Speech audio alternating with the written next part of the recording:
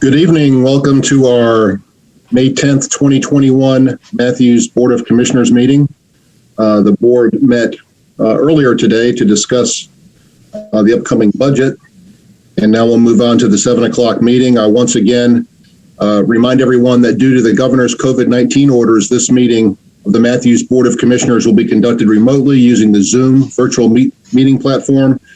Town of Matthews is committed to transparency and robust public participation during these challenging times. Once again, the mayor and commissioners will vote on each item by roll call vote, meaning each member will be polled to individually state their vote for the record, and they will also raise their hand or otherwise visually indicate their vote. We'll move on to agenda item number 2. The invocation tonight will be from Ken McCool. Tonight I'm going to read just a short quote from Thomas Jefferson. The art of governing consists of simply being honest, exercising common sense, following principle, and doing what is right and just. I believe it's important that tonight and every night that we meet, we make decisions on behalf of our great town, that we follow these principles, and that we stay true to our values and morals. It's a great privilege to serve our community, so let's make sure we're doing what's best for all. Thank you. Thank you. Thank you, Commissioner McCool. Jay, if you could put up the flag, we'll do the pledge.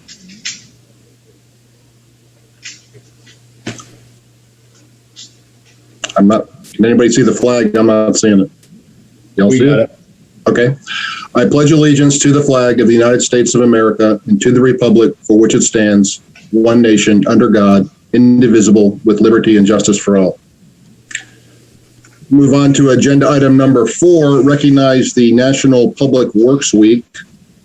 I'm going to read the proclamation. National Public Works Week 2021, Stronger Together. Whereas public works professionals focus on infrastructure, facilities, and services that are of vital importance to sustainable and resilient communities and to the public health, high quality, and life and well-being of the people of the town of Matthews. And whereas these infrastructure facilities and services could not be provided without the dedicated efforts of public works professionals who are engineers, managers, and employees from state and local governments and the private sector who are responsible for rebuilding, improving, and protecting our nation's transportation, water supply, water treatment, and solid waste systems, public buildings, and other structures and facilities essential for our citizens. And whereas it is in the public interest for the citizens, civic leaders, and children in the town of Matthews to gain knowledge of and to maintain a progressive interest in understanding of the importance of public works and public works programs in their community, whereas the week 2021 marks the 61st annual National Public Works Week.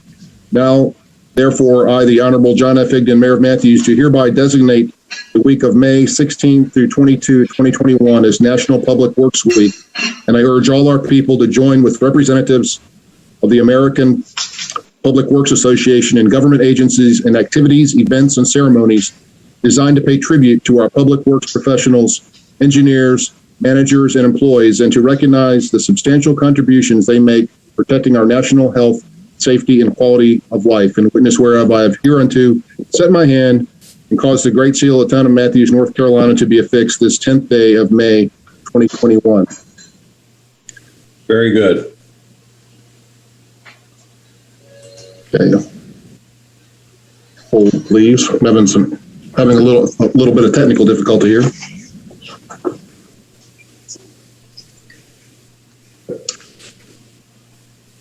CJ, did you want to comment?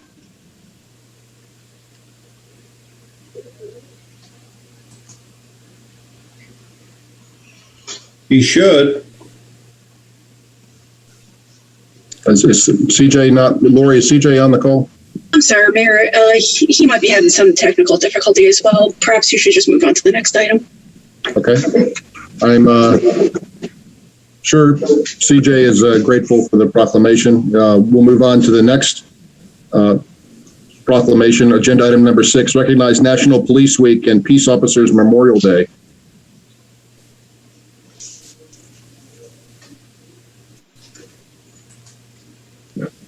Whereas Congress and the President of the United States have designated May 15th as Peace Officers Memorial Day and the week in which May 15th falls as National Police Week.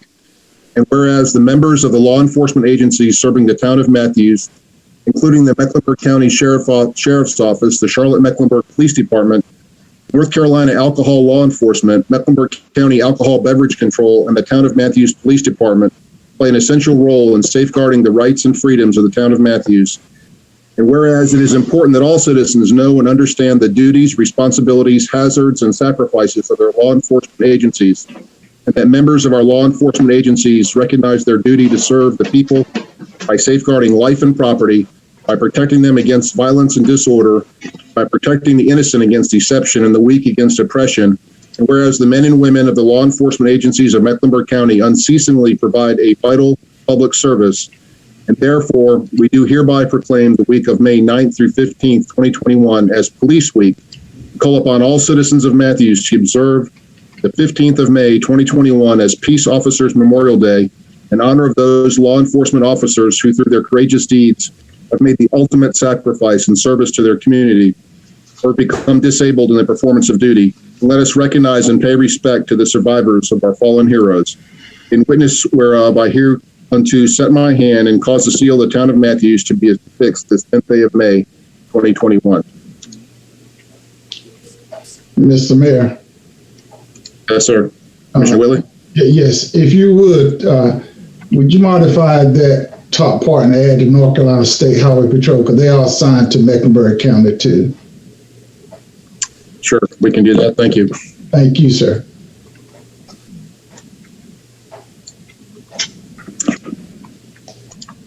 All right, we're going to move on now to, I don't believe Chief Pennington is available. Is that correct, Lori?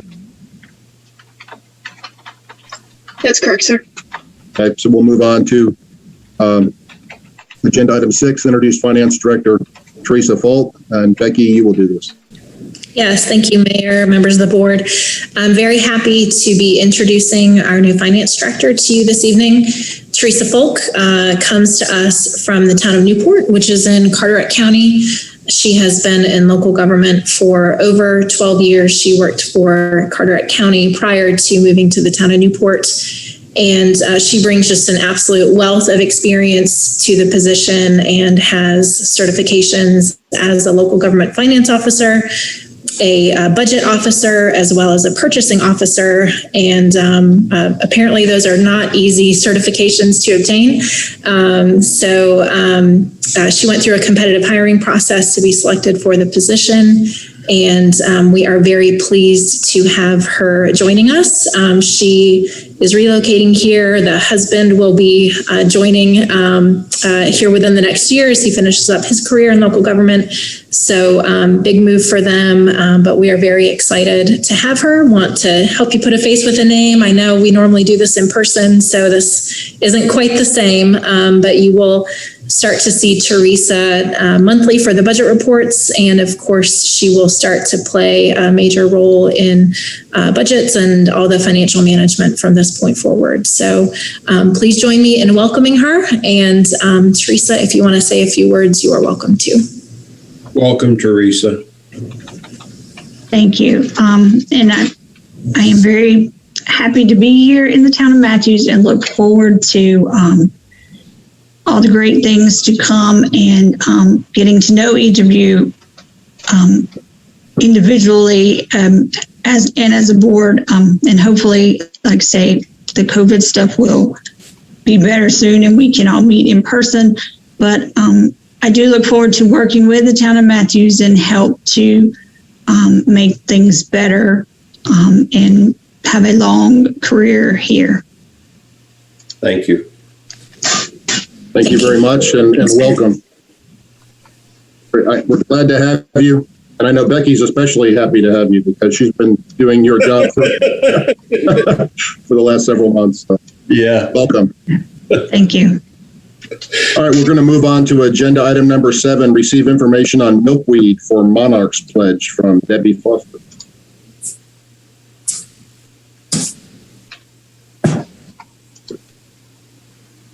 Hello, Debbie.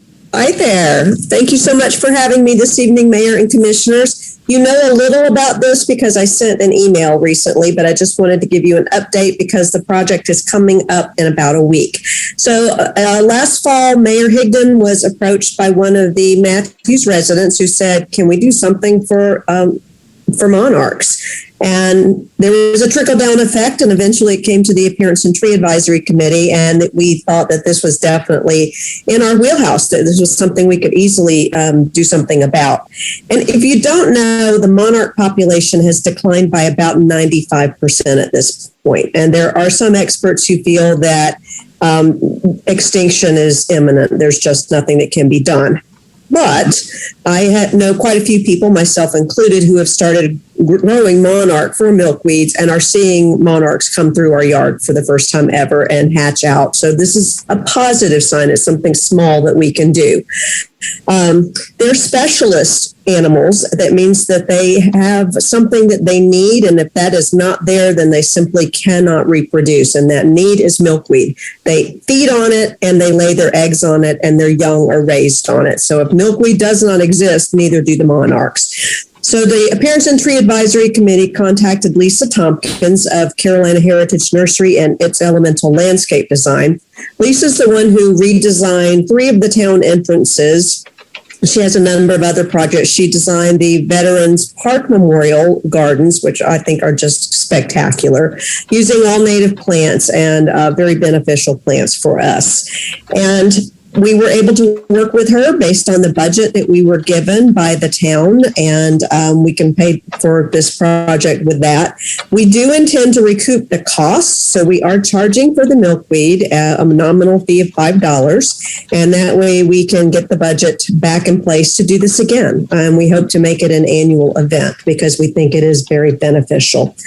We owe huge thanks to Matthews United Methodist Church because for the second project, since I became involved with the Appearance and Tree Committee, they have allowed us to use their property to do this. So you may remember that a year and a half ago, we had a tree store through Trees Charlotte, and they let us use their site for that. And now they're letting us use their parking lot again for the Milkweed for Monarch sale. So this is going to be a hands-off type of sale. People will drive up, we'll have volunteers that are just pointing them in the right direction. They pay for the milkweed that they want, and we're having an all-cash sale.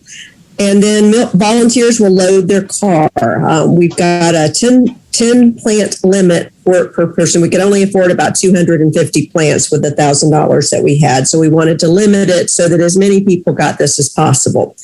We've been publicizing this event mostly through social media, but Parks and Rec has also put it on their website. It's on the town website. The Matthews Beacon has promoted it. I saw it just this morning, I think, in one of their calendars. And I've just written an article and talked to Maureen and Keith about this for the Matthews Mint Hill Weekly. So we hope to sell out very quickly. My prediction is that it will take about an hour. I don't think we'll need the 2 hours that's allotted for this. It's a test, we'll see, but it is certainly a good thing for us to do. So having said that, are there any questions about this project? I've got a question, Debbie. How big do these plants get when they're fully grown? They are about 15 inches, and they tend to stay in nice self-contained clumps. And they've got a beautiful, bright orange flower. Commissioner Miller, you had a question? Sun, part shade, full shade. Yeah, it's definitely a full sun plant. In a perfect world, which we no longer have due to any number of issues, you would have found these growing in a ditch on the side of the road. So they're really hardy plants in what we would call lean conditions, but we don't see it very often in the wild. Thank you. Any other questions? I spoke to somebody this weekend that planted milkweed last year and saw monarchs in their yard, a Matthews resident this year. So it currently works. So if you have the ability to do that, or please tell others, we want to make sure this is a successful event. All right. Thank you, Debbie. Thank you. All right, we'll move on to agenda item number 8. I guess we have the great honor of having Congressman Dan Bishop with us tonight. And Dan, I like to always tell people whenever your name comes up we both attended South Meck in the early 80s, and as did Jeet Bryant, who went on to become president of the Arts and Science Council, Rhonda Cheeks on the school board, Susan Rodriguez McDowell as a county commissioner, and I'm mayor, but the one that soared the highest of all of us is Congressman Bishop, who, after many years in the North Carolina legislature, went on and was successfully elected to Congress. So we're very honored to have you here today, Dan. And I thought maybe you could just give us an overview of how things are going during your first term as congressman, and then we have a few questions I think some of the commissioners would like to ask you. So welcome, Congressman Bishop. Thank you, Mayor Higdon. It was awfully kind of you to say. I'm not so sure any of that is it might be overstated, but I'm delighted to be representing you in Congress. I'm glad to be with you this evening. I'm sorry that it's been so long. I think in part, I came in, as you said, John, in a special election in September 2019. And so really got a few months of somewhat normalcy in Washington before the pandemic, but it's been a full year. And in any event, I'm glad to be having a chance to see you all. And I know most of you, but there are a couple whose names I know and haven't had occasion yet to meet. I'm glad to be with you, all of you as well, all you commissioners, mayor, and manager Blodgett. I thought that I would just hit a few highlights of things that are going on in Washington, and we confront from the national perspective and the way it may intersect with the interests of Matthews, and then perhaps let's have a discussion, take questions or comments, Mayor. I'd be glad to do that if you'd like. And I know you all's time is limited because you've got a big agenda to take care of. One thing that I think will be of interest to you is, of course, the American Rescue Plan passed by Congress. The Biden administration piece of legislation didn't have a lot of uniformity on that, but it provided $350 billion in new funding for state and local governments, $130 billion for local governments, counties, cities, and smaller local governments. There's apparently there's a new, just today or in the last day or so, a new estimate out by the House Oversight Committee concerning estimates of allocations. You all may have discussed this before. You may have information I didn't, but I'm told this is new information. There's an estimated allocation to Matthews of $9.7 million.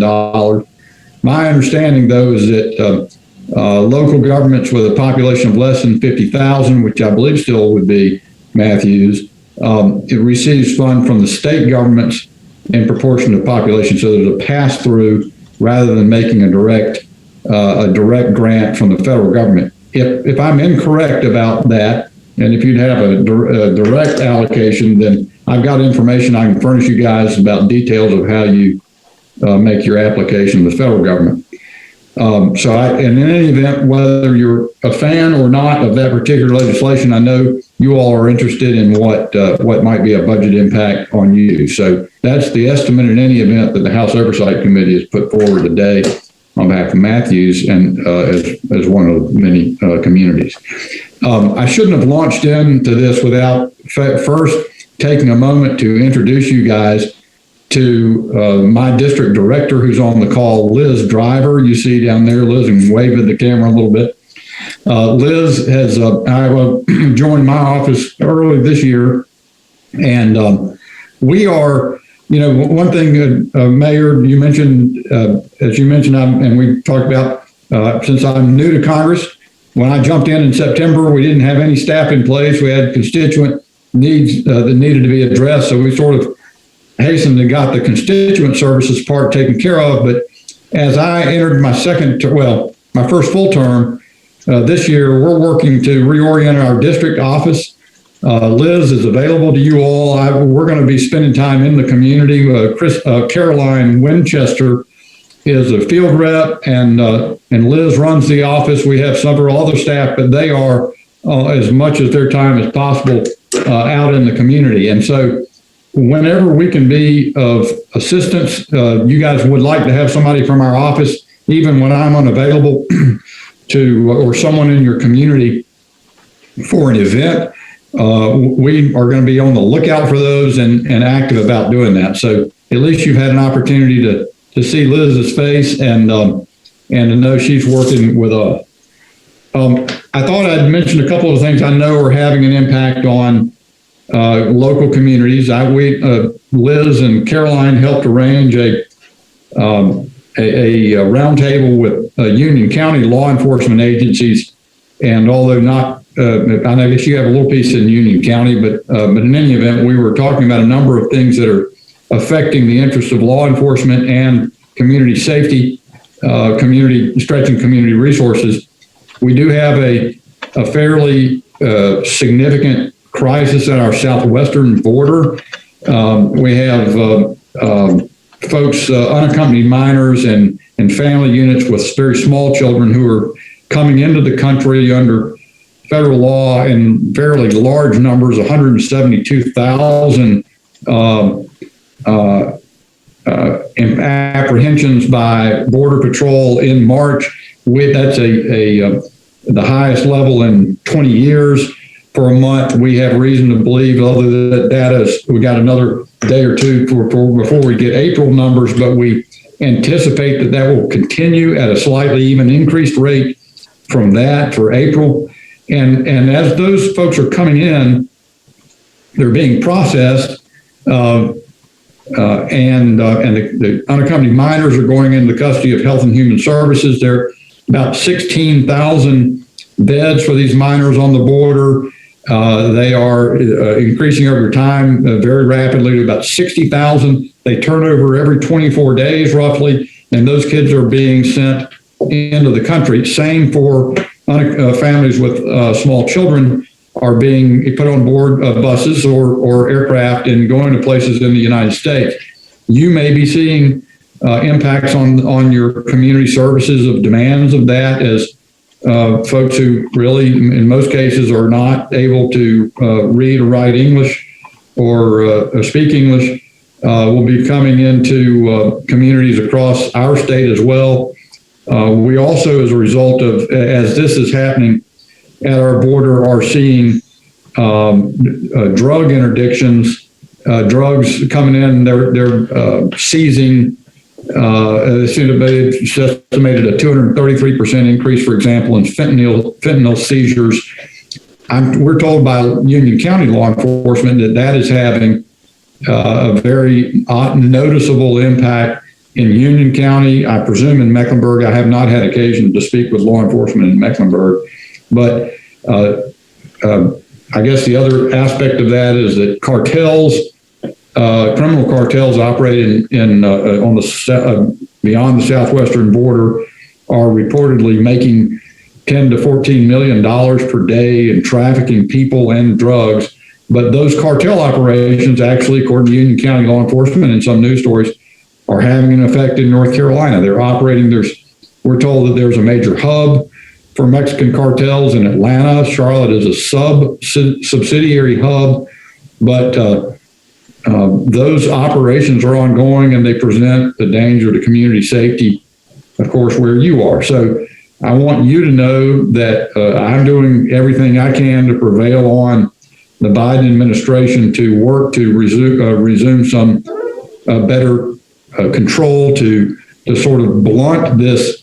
A lot of the effort so far has been building the capacity for bringing people in, and many of us are imploring the Biden administration to work hard on methods to reduce the flow. So that's going to be something that's with us for some time.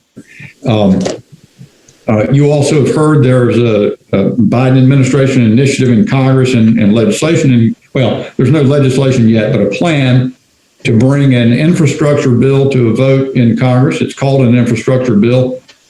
I think a lot of communities around the country probably going to be looking to an opportunity for there to be a surge in federal expenditure for infrastructure.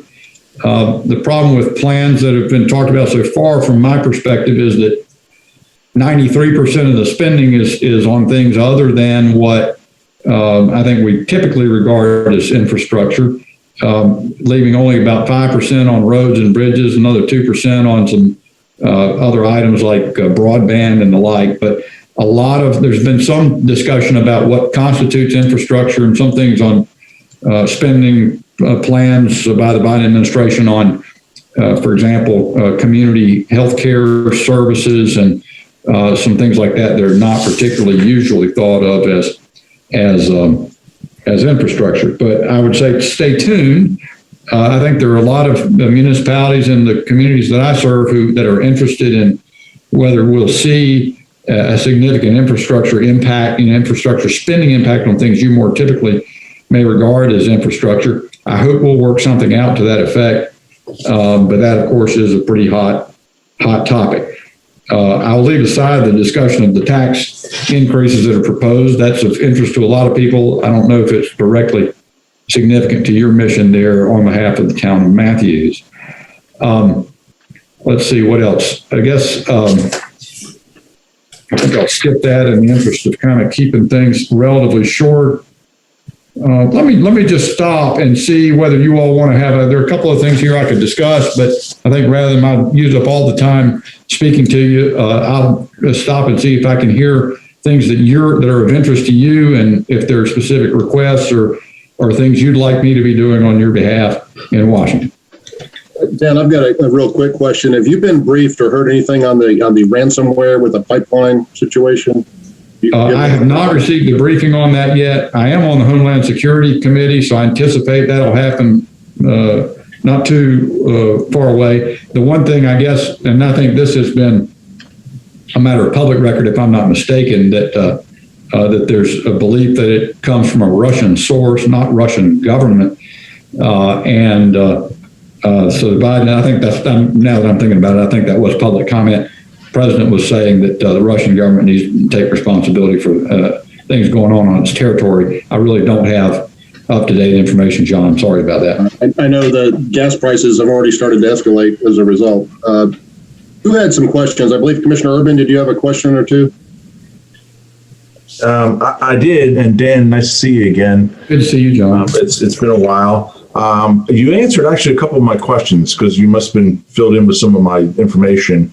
But I do have one concern. You know that the town board, myself, we always harangued on you when you were in state legislation about local rule and Right. locally run. And so now you're in a state election situation, and now the federal government wants to talk to the states about taking over local election law and things like that. So same pushback we always had you at the state level. What's the state doing at the level of talking to the federal government about that state election law?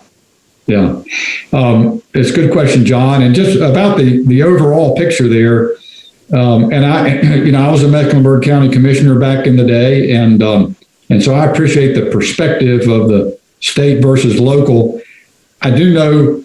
I will say that by virtue of being in the legislature, and I'm not pick on that point, John, but just to at least touch on it, I do think there's an important protection for freedom in the fact that laws that are made in the legislature go through a bicameral process with multiple committees. It takes a fairly large number of people to decide them. I don't think I probably depart ways to some degree on the note. There are things that I think are appropriately local to be decided, and there are things that are appropriately. I'm not one. I was talking with the Union County Commissioner Dennis Raitt the other day. We had a similar point or exchange. Because Dennis is always one for saying he'd like all the decisions to be left to the locals. Some should, for sure. More should, probably. But there is value and there's significance to that bicameral legislature and that complicated process that goes on in Raleigh. To the bigger point, John, I certainly, I think the same thing applies on the issue that you brought up about HR 1. There is a constitutional structure. And in that case, the Constitution's default rule is, and the rule in practice for all 200 X number of years of our existence since the passage of the Constitution has been that states enact election regulation. Now, there is, so you got the electors clause in one part and the elections clause, the electors clause governing the presidential election, electors clause governing the election of members of Congress. And a lot of people are under the impression that only states can do that because it got to be a big issue during the campaign or during the election season about the fact that election officials throughout the country were making changes to state procedure without state legislative permission. But so if everybody got the notion in their mind, well, states decide this. It is true that the Constitution does allow for the federal government to step in and make or change state election regulations, but it has never been done in a comprehensive way under that authority. The only area where federal government has ever ventured in so far is the Voting Rights Act, which is frankly enacted not only pursuant to that power, but also the 15th Amendment concerning equal voting rights, and to eliminate and stop and deter and end discrimination particularly against Black Americans in the exercise of the franchise. That was very important. But now what H.R. 1 does contemplate, and I oppose it fiercely, but it contemplates the federal government dictating all kinds of processes about voting. And I guess I left one thing out. There also was the big motor voter law in the early 90s, which was designed to improve the ability to register and the like.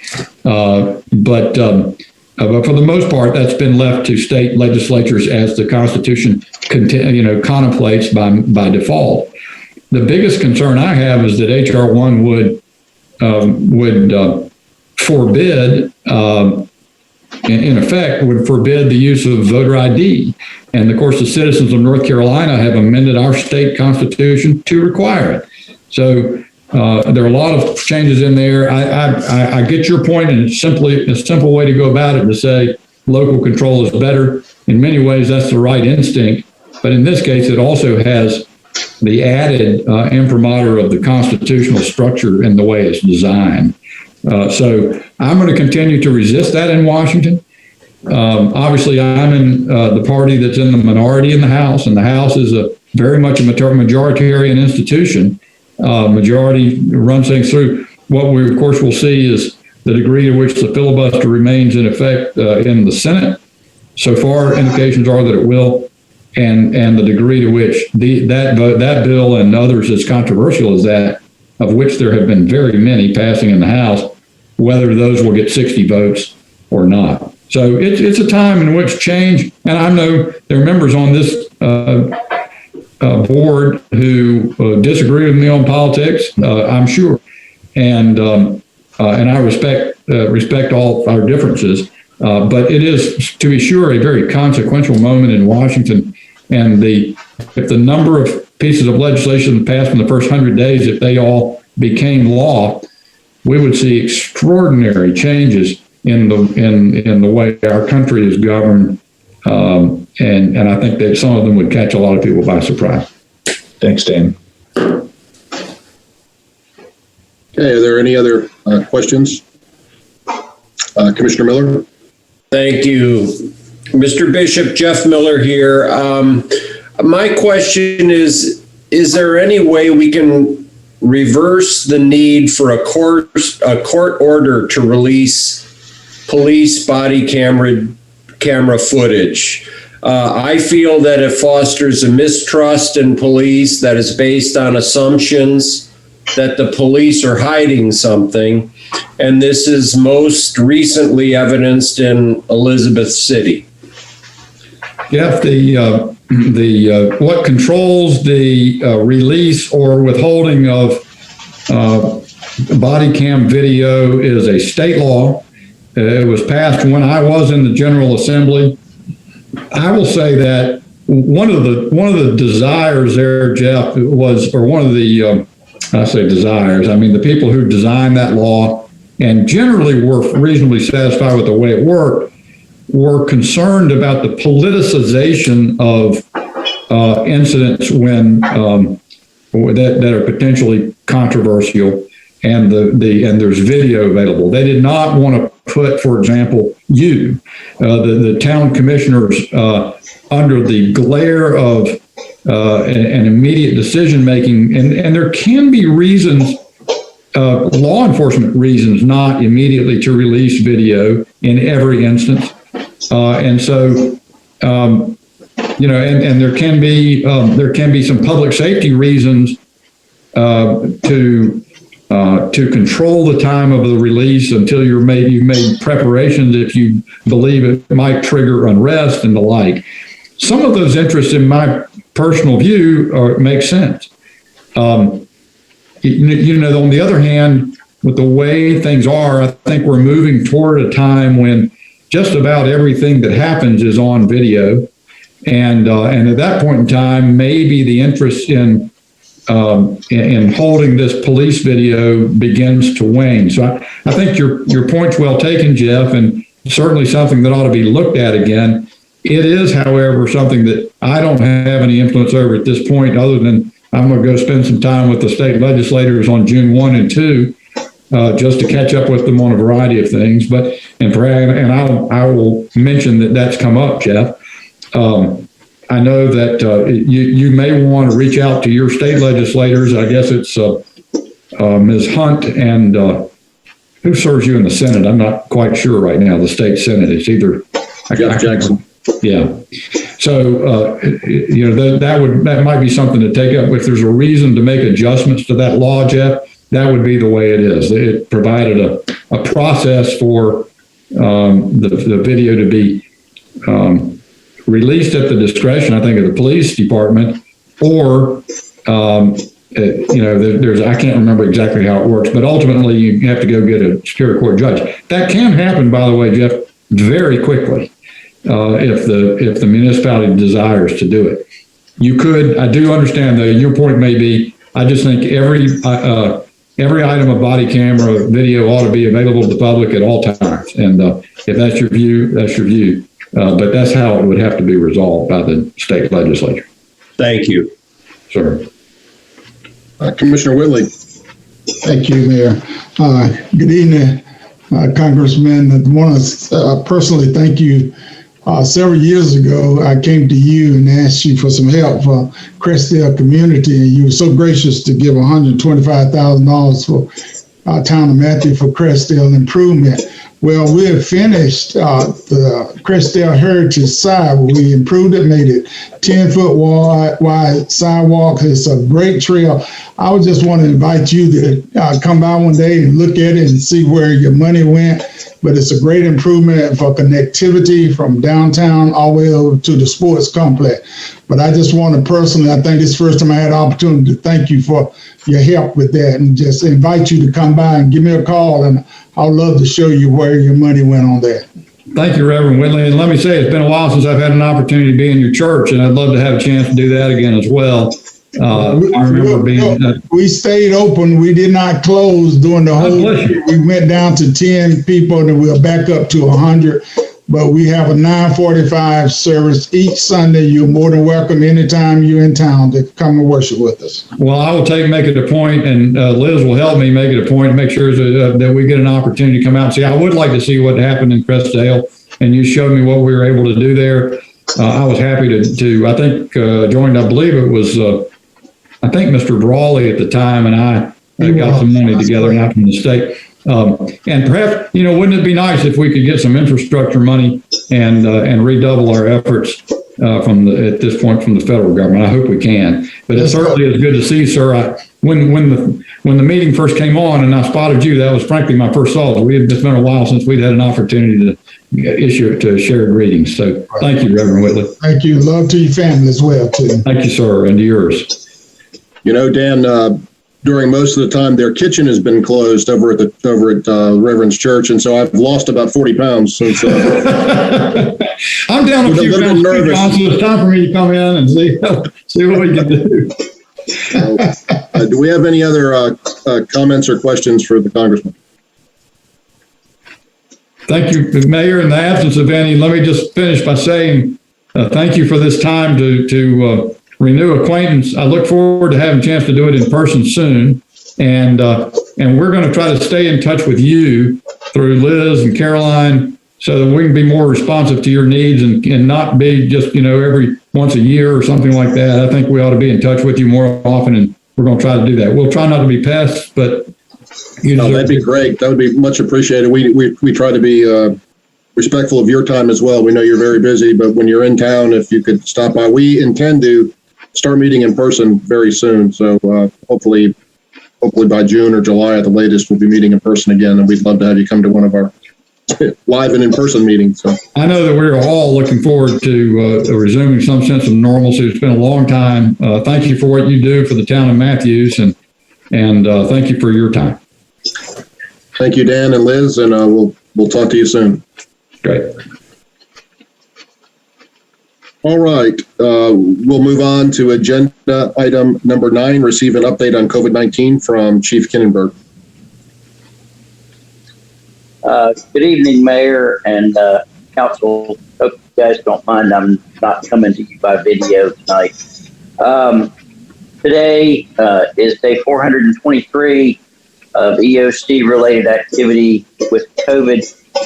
Current counts in Mecklenburg County, we've had 110,901 cases as of this morning, with 956 deaths, and currently we have 17 clusters in outbreak status, and that's any location with 2 or more people. Matthews has 106 residents. It's in isolation in 79 different locations. We do have good news this week. Over the last 2 weeks, the case count has only increased by about 1.8%, which is about half the previous 2-week increase. And 956 deaths represents a 2-week increase of about 2.1%, which is down from 3.75 the previous 2 weeks. So things are, the major matrices are headed in the right direction. We continue to see improvement in all of the key metrics related to COVID under the state's impact coding system. Mecklenburg has been coded as having significant impact due to COVID, but all the counties that touch Mecklenburg are still coded as having substantial impact. The 7-day new case average of 179 and the positivity rate 6%, and the new cases per 100,000 of 112 still put us in the moderate substantial community spread concern range, but are down slightly from the previous 2 weeks. The number of patients hospitalized with a COVID diagnosis is flat from the previous 2 weeks, and the number of people seeking COVID testing continues to decline. Public vaccination efforts continue. Vaccine supply exceeds demand, and in many of the clinics are seeing little response. Many younger people who were initially hesitant have become apathetic about getting the vaccine. The town of Matthews, in conversation with Public Health and Novant, has decided not to pursue any further clinics sponsored by us. Instead, we're going to allow the hospital systems, pharmacy systems handle the current demand. Mecklenburg County Health is expanding its homebound resident vaccine program to 5 days a week, and our EMTs are continuing to play a role there. About 41% Mecklenburg County residents over 18 are partially vaccinated, and 35 are fully vaccinated. By comparison, Mecklenburg's 35 compares to a 28% full vaccination rate for North Carolina and a 32% full vaccination rate for the U.S. We've seen steady decline over the last 4 weeks in the number of people being vaccinated, with new first shots falling below 100,000 statewide for the second consecutive week. The health department is exploring strategies to increase vaccination percentage Educational efforts are underway across the county targeted at under-vaccinated population segments, and we have been at the table for some of those discussions. The unemployment rate in Mecklenburg is 4.7%, compared with 3.7% for the same time last year, with many employers reporting a shortage of applicants. So that ends my report. I'll entertain any questions that the council may have. Have any questions for Chief Kinneberg? Mayor Pro Tem Garner. Chief, are any of the adult care facilities in Matthews in outbreak status right now? We have, Carrington has, I believe, 5 as of today, and Matthews Glen has 1 or 2. Thank you.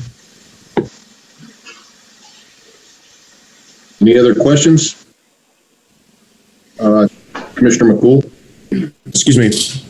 I guess maybe it's a question for Hazen and Rob, but what can we do from the town's perspective to kind of start encouraging people to get the vaccine, or what we can put on the website, or, what we can put on social media? We're seeing this stagnation with vaccines, and, I think the CDC said that it's not looking like we're going to get to herd immunity. So, what can we do to help at least bring our community closer to that? So a couple of weeks ago, it's a good question, Commissioner McCool. A couple of weeks ago, I sent an email to Gibby Harris to say, what are the percentages in Matthews town limits? Now, some of the danger is we'll get zip code 28105 zip code as opposed to Matthews. And I said, I'd take 28105 if we had to take it, just because it's probably representative of the town. I haven't got any information back from her, and I followed up with an email last week for that, so we could get numbers to see, are we at 70%? What's the herd immunity levels? We don't have any statistics at this point. I thought I had seen that the county released a map that said 28105 is at 44%. I saw that last week, but that was for one shot, if I'm not mistaken. If I'm wrong, I can send that to you if you need me to, but I saw that last week, I believe. Maybe Monday. It's a little frustrating that they don't give us that information right away, because it's readily available. I'm sure they have it. Oh, yeah. Right? Certainly by zip code, anyway. And the Matthews area has been one of the higher percentage vaccinated areas of the county. We had a conversation with Jason at Novant last Friday. The hospitals are seeing the same thing that other clinics are seeing. Their permanent vaccination site on Independence is capable of 5,000 a day, but they're seeing fewer than 1,500 a day. The hospitals are going to turn to the primary care physicians to administer vaccine.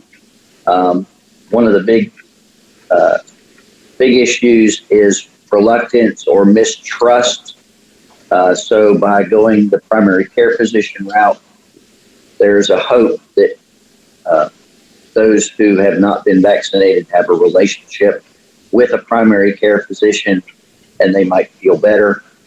We talked about doing community events that are on a more micro scale, and talking to Red Brick Partners, some of the other restaurants in town.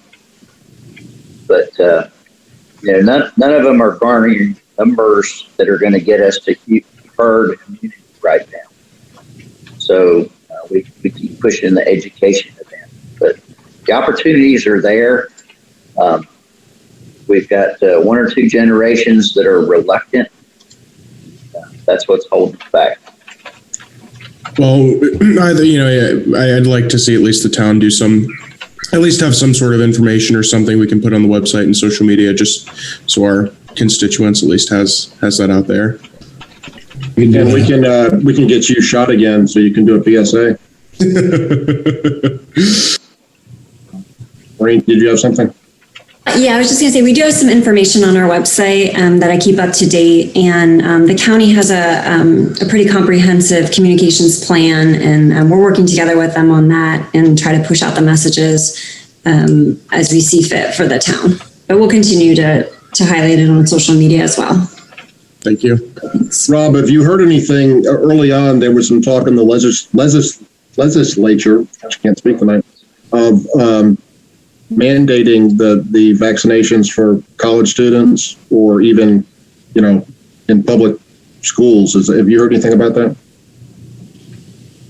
that? Just what's been in the news. I haven't heard anything directly. It's fairly controversial, but they do mandate, I think you have to have a polio shot or something like that when you go to, there's certain shots that you have to go to public schools right now. So that was discussed at one time. I don't know where that went. Are there any other questions for Rob? Or Maureen or Hazen? Okay. All right. Well, thank you, Rob. As always, we appreciate it. Good report. Mr. Town Manager, do we have anything to be added to the agenda? No, sir, Mr. Mayor. Lori, do we have any public comment? No, sir. We'll move on to number 12. Entertain a motion to recess our regular meeting for public hearings on applications to amend the Unified Development Ordinance and land use map of the town of Matthews. So moved. Second. Okay, we have a motion from Commissioner McCool, a second from Commissioner Urban. Take a roll call vote. Commissioner Bland? Yes. Commissioner Whitley? Yes. Commissioner Urban? Yes. Mayor Pro Tem Garner? Yes. Commissioner McCool? Yes. Commissioner Miller? Yes. I vote yes. So we are now recessed. Jay, can you please introduce the planning board members in attendance tonight? Sure. We have our chair, Mike Foster, with us, our vice chair, Natasha Edwards, Jonathan Clayton, Tom Dorsey, Jim Johnson, Carrie Lamson, Mike Rowan, and then our two newest members should be with us this evening. That would be Sarah Walker and Howie Labner, as well as Prayag Patel and Miranda Stujanki. And with that, I will turn it over to Rob. Well, after you introduce the item, Mayor. Thank you. Sure. So we'll go to item 12A, motion 2021-1, a text amendment to the UDO to allow a 6-foot fence in the front yard setback along major thoroughfares with proper setbacks and vegetative screening. Mr. Will. Thank you, Mr. Mayor. Good evening, members of the board. Good evening, members of the Planning Commission. Yeah, so this is a text amendment, and I'm going to go ahead and let's see if I can share my screen. I have a brief presentation.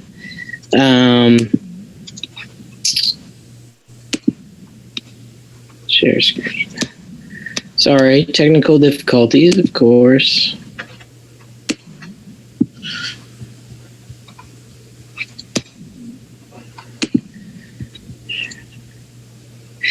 So anyway, there we go.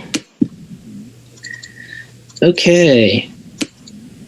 This is a text amendment regarding fence height along major corridors in the town of Matthews. The UDO amendment is to allow 6-foot fences in the front yard setback along major thoroughfares with proper setbacks and vegetative screening.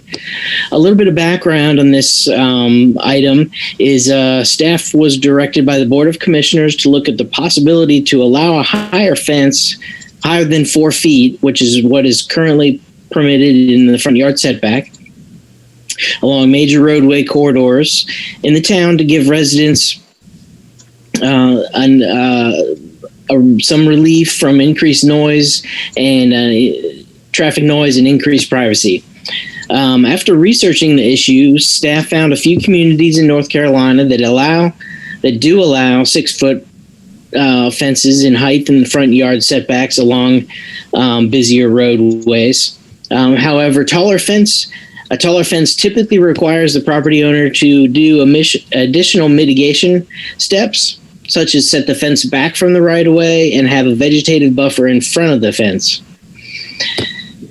The proposal before you for the public hearing is to permit a 6-foot fence in the front yard setback of residentially zoned properties along major thoroughfares. Those are defined on the zoning map. To be set back 15 feet from the right-of-way and screened with evergreen shrubs every 5 feet. This is a starting point. I have some discussion points at the end of the presentation that, and we'll be happy to entertain questions and comments from the board to further either limit, impose other conditions on what is proposed. Here's just a few of the communities that we researched. The city of High Point permits a 6-foot fence within 15 feet of the thoroughfare or collector street right-of-way. Town of Cary requires a permit for a fence that's taller than 42 inches and requires evergreen shrubs to be placed an average of 5 feet, and they must be 24 inches tall at installation. City of Wilmington has a unique approach in their residential districts, except their historic areas. Front yard fences are permitted to be up to 6 feet if they're adjacent to a thoroughfare, which is defined in their technical standards and specifications manual, and a variance is granted by the Board of Adjustment considering a number of factors, including a setback and opacity of the fence. So what staff has come up with as a starting point is we've taken appropriate elements from different communities researched, including setbacks from Wilmington and High Point. We have proposed an anchoring to external definition of a thoroughfare, as does Wilmington, and screening from the town of Cary. So I'm just going to read the proposed text amendment, and then I've got some follow-up information to go along with that. Within the single-family residential districts, R20, R15, R12, R9, RMH, RVS, no fence or wall may exceed 4 feet in height in any required front setback, or no more than 6 feet within any required side or rear yard, with the following exception. For new or substantially rebuilt fences adjacent to a major thoroughfare right-of-way, fences may be up to 6 feet in the required front setback if the following criteria are met. The fence is set back at least 15 feet from the right-of-way, and evergreen shrubs need to be placed an average of 5 feet along the fence frontage. Evergreen shrubs must be at least 24 inches tall at installation. Okay, so what is a major thoroughfare?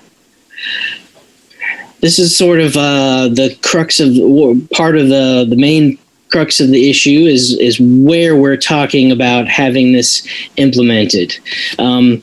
These are the major thoroughfares mapped on the zoning map. They include Idlewild Road, Pineville Matthews Road, Matthews Township Parkway, Matthews Mint Hill Road, McKee Road, a portion of McKee Road, Monroe Road, John Street, small portion of Sam Newell and Margaret Rollis Road, and our portion of Sardis Road that is in the town limits. I have some sample photos there. Admittedly, kind of the nice looking photos, but this is kind of the idea here of having a 6-foot privacy fence with evergreen shrubs. Also, I'd like to point out that our existing perimeter screening requirements require, one of the options is to have a wall or a fence and a 10-foot planting bed with 5 large trees, 2 small trees, and 20 shrubs. So our existing perimeter screening requirements are substantially greater than what is being proposed just for a privacy fence along right of way. This is in the town of Cary. It's 6-foot fence along Cary Parkway. We've got some really tiny, small evergreens. It looks like they're just babies. But this is kind of the look that is created by their regulations. I also wanted to point out we have a number of 6-foot fences in. They're non-conforming at this time, but this is the corner of Sardis and Matthews Township Parkway. And as you can see, it is it's set back from the right of way, and it's hard to notice, but at the same time, it is in their front yard setback and is non-conforming. So some of the discussion points that I wanted to bring up is, first of all, this seems like maybe an easy issue to tackle, fence height in the front yard, but there's a lot of subtleties that go along with it that I wanted to bring some of these discussion points to the board's attention and have a conversation to see what thoughts and questions the boards may have. So one of the ideas is to further limit the number of specific major thoroughfares. As you saw on the thoroughfare map, there are a number of roads that are major thoroughfares. We could limit those further. We could only apply this to applicable certain zoning districts, residential zoning districts. Adjusting the proposed setback. Right now, it's proposed to be 15 feet, but maybe 10 feet or 5 feet or something greater is appropriate. We could also define the corridors by number of lanes. Four lanes, 5 lanes, 4-lane divided. There's the need for spacing of vegetative screening, maybe further clarification where it's located.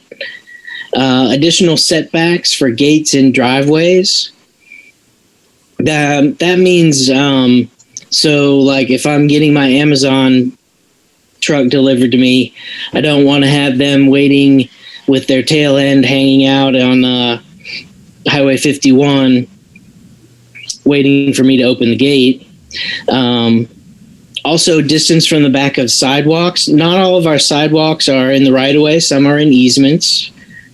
And a limit on fencing materials may be appropriate. Wood, rather than chain link. So I'm going to scroll back up to the text. And now what I'd like is any comments, questions. Happy to take those from the board at this time. And we can go from there.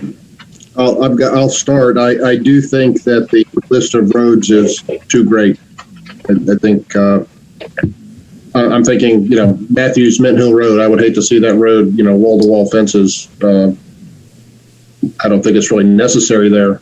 So I would like to see a little tighter definition of where these might be appropriate. Are there other questions or comments? Mr. Miller. Thank you. Rob, the photo that you showed of Cary looked like it was the fence was 15 feet off of curb. And what I'm confused about, help me understand, you're saying 15 feet off the right of way. And I believe that Matthews Township Parkway 51 bypass has already a 25-foot right-of-way where you can't do anything in that section.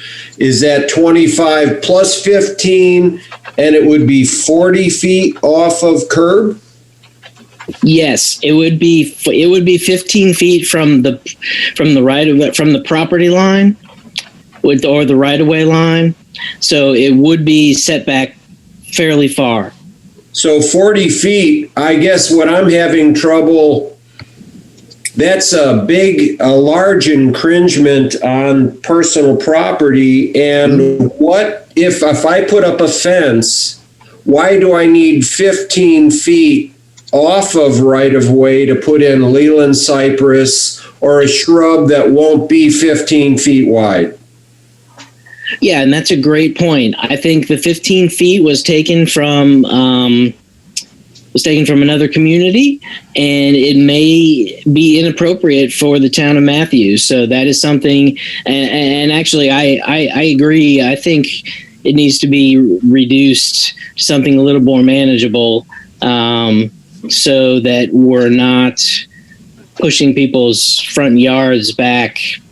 Yeah, 15 feet. I understand that if you want to put a fence for privacy and we want them to decorate it in the front and maybe manage that, but 15 feet is a large envelope. 6, 8, 10 would maybe be better suited and open for debate. Thank you. I totally agree, Commissioner Miller. Another comment I was going to make. 15 feet seems excessive. Thank you. Other questions or comments? Commissioner Urban. Yeah, just a couple things, Rob. Is one, I'd like the police to comment on this action as to whether or not, they're driving down the road, they can't see through the fence, they're chasing somebody, they jump over the fence, they can't see into yards. What are the unintended consequences here from this standpoint? I agree with you on additional setback for driveways. Yes, we wouldn't want something sticking into the street or blocking the sidewalk. A material list, I think, would probably be appropriate in this case, or maybe there's a standard set, because you could have fence, brick, cementitious board, stone, stucco. Then it's going to look pretty nasty really quickly. You hope that the shrubbery can hide it all. So that's something to think about from that aspect of it. And I guess one of the questions would be, if the fence is just to keep children in, if that's really what the issue is, maybe these are just picket fences that allow airspace and they're fairly transparent, and then the shrubbery fills in over time. I agree with the mayor on location of thoroughfares. We need to sort of vet that. And then I'll be devil's advocate. I like the 15 feet because if I'm walking along the sidewalk and that fence is too close to the sidewalk, so to speak, there's that sense of being enclosed and pushed towards the street edge. It may make that whole pedestrian effect of walking along the sidewalk along the street kind of intimidating, and you may get an adverse effect. That's it. Commissioner Urban, can I ask a follow-up? I just want to, for a point of clarification, sure. So you're bringing up the hodgepodge perspective that if every owner along the frontage puts up a different style fence, it's going to look all over the place. It's not going to look uniform. Whereas a lot of subdivisions that put up a wall or a fence at the rear yards, it's uniform. Correct. Right away. So are you suggesting that we have a standard that if you want this in the front setback, then here's what the town standard is? I would tend to do that because it's part of the public right of way in a lot of respects, and it's what people are going to be seeing driving through there. And these folks are going to be making an impression in the environment of the town. And that's my opinion. And Charlie, we can't have design regulations on structures on single family homes, but can we have regulations on fence types? I would say yes. Okay. I think to Commissioner Urban's point, maybe you limit it to a couple options, but not allow anything goes might be a good idea. On the 15-foot setback, I'm still in Commissioner Miller's camp because if you look at 40 feet, you're going to be building the fence up against the front door of some of these houses. They don't have not that much space. So, well, that's their call because they want the fence for some particular reason. So, yeah. Commissioner Miller, you're mute. You're muted. You're on mute, Jeff.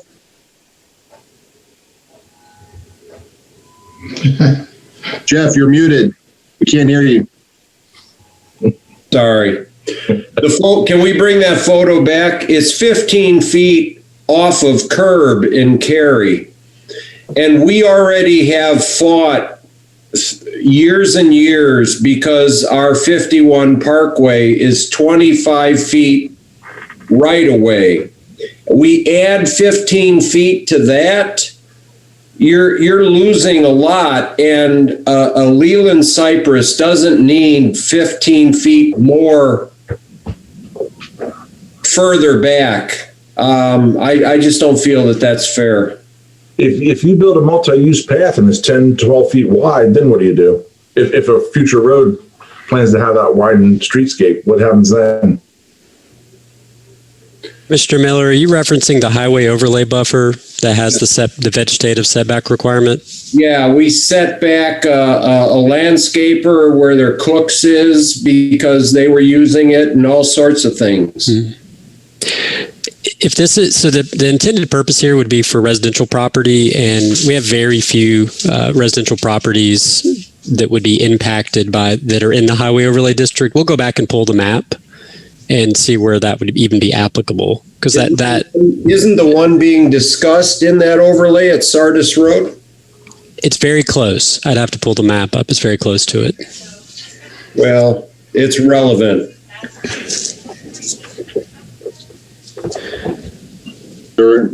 Commissioner McCool. This may be a big ask, but based on the roads you've chosen for what would apply for here, how many homes does that affect? Does that affect 200 homes, 2,000? I think that's kind of a question too, because I think the mayor and some other folks were concerned that maybe that footprint was too big. Well, what does that actually look like by how many homes it would affect? That's a good question, Commissioner McCool. We have not done a lot count as to how many residentially zoned properties this would impact. Additionally, you need to remember this is for the front yard, not side or rear. So a lot of parcels that are along these drives, maybe they're not fronting these major thoroughfares. So we can come up with, I think we can come up with a map that shows residentially zoned properties that are along these proposed the existing major thoroughfares. That would give you a better idea of how the volume that we're talking about.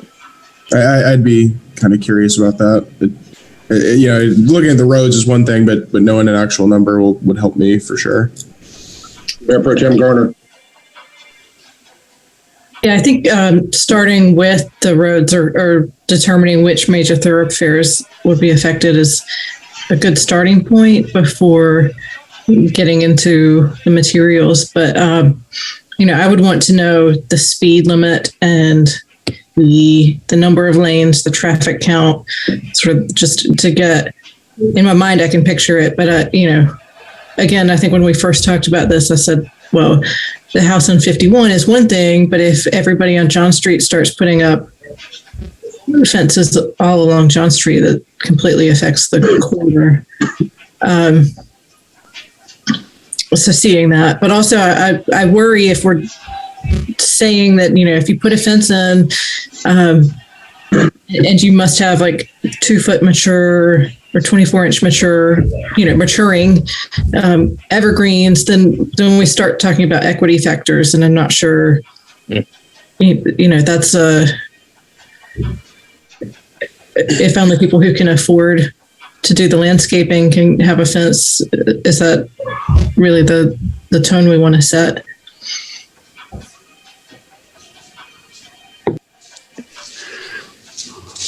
That's a good question. Mr. Bland. Yes. I'm looking at the maps on here. There's a lot of other roads that would seem to be like Weddington Road, for example, going out, when you're heading out towards, 45 on Weddington Road, all along that thing. There's already some fences and stuff there, but, how are these few roads were decided? It seems like a lot of them, there's a lot of places in town where this could be we have, and the thing that jumps out of my mind is, what if your neighbor decides he's going to put a fence up there? Doesn't that have a pretty big impact on maybe adjoining property owners as to what their property is going to look like? I would feel, I don't live on a road like that, but I'm just thinking, what would I think of if my neighbor put a big fence like that out in his front yard?